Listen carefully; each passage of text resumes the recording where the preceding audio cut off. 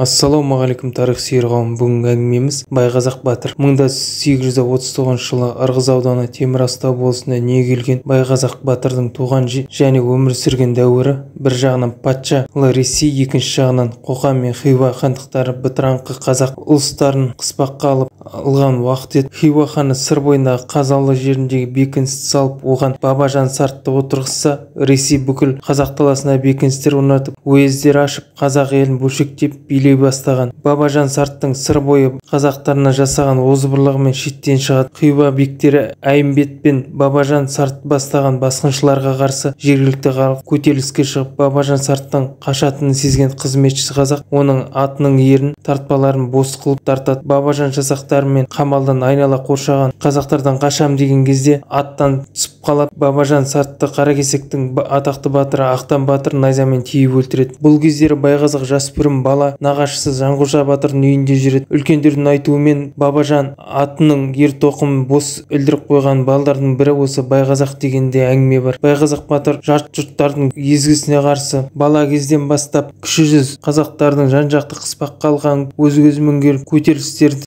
шекті. Нұрмұхамбетұлы Жанғожа және Қаракесек Ақтан батыр бастаған көтерілістерді көріп еліктеп өседі. Атақты Жанғожа батыр Байғазақ батырдың нағашысы болып келеді. Көп балалық кезін Жанғожаның үйінде өткізген. Жанғожаның Итшемес деген баласы болған. Жанғожаның әйелі Шөмекейдің қызы екен. Итшемес пен Байғазақ қарын бөле болып келеді. Байғазақ көп уақыт өткізіп, бір күні Итшемес екеуі сәл нәрсеге ергісіп қалады. Сонда Жанғожа баласына: "Тейт, Байғазаққа тиюші болма, оның қолынан келген іс сенің қолыңнан келмейді" деген екен. Расында да Жанғожа өлді деген кездегі Байғазақ кегін алады. Сол кек алам деп жүріп, орыстардың қолына түсіп, қақпанында елек абақтысында жатып қанда Ақтан батыр шығарып алады. Сол кездегі Байғазақтың айтқан сөзі: "Аузың арыстаннан алып шықты, қатын туса ұл тусын, ақтандай ақ" деп айтқан әңгімесі бар. Ақтан батыр мен Байғазақтың арасында 54 жас болса да, Байғазақ батыр жастайынан бірге жорықтарға қатысып, беделі нықты болады. Байғазақ батырды бірыңғай қара күштің адамы болған емес, ол қайратымен бірге дұшпанға да рахымы мол, ақылгөй дана болған. Оның бір мысалы Ресей әскерімен болған ұрыстарда қолға түскен орыс жасақтарын жауынгерлерін өлтірмей, кейін құн алып, болмаса басқа бір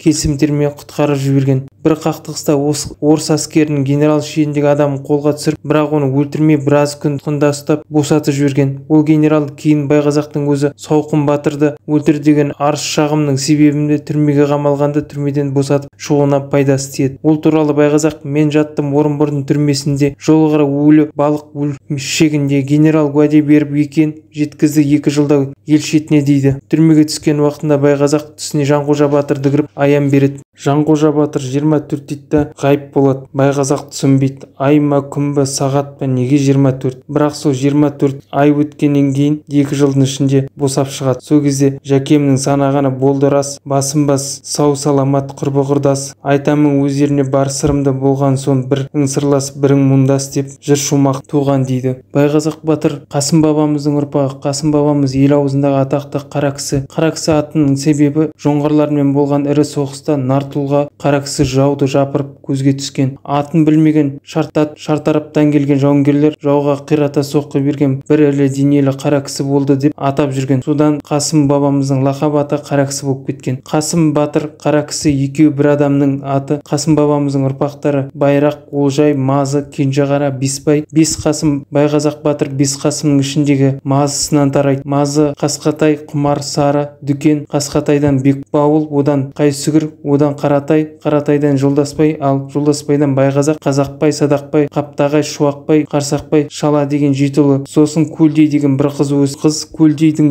өлені бар: "Қыз едім Жолдасбайдың, атым Көлдей, өлеңді мен айтамын соққан желдей. Мына жұрт несін айтып мақтанады, алдымда 7 ағам бар, Асқар Белдей" деп жырласа, ал ағасы: "Біз Жолдасбай туған жетедік, жетеміз қабылан бөредік, белдесе кеткен дұшпанды бөрідей басып жебедік" деп Шуақбай батыр жырлайды. Байғазақ батыр 19 ғасырдың екінші жартысындағы ең үлкен тұлғалардың бірі, яғни Ресей империясындағы көтеріліс пен Хиуа қоқандары арасындағы Жанғожа мен Ақтан басқа да батырлардың әрі солардың жалғастырушы болып келеді. Солардың ісінің имені Байғазақ батыр жайлы деректер аз, кітап шықса нұр үстіне нұр болар еді. Әрі осы каналдың дамуына үлес қосамыз десеңіздер, каналға тіркеліп лайк басып бөліссеңіздер де болады. Үлкен қолдау болар еді каналға.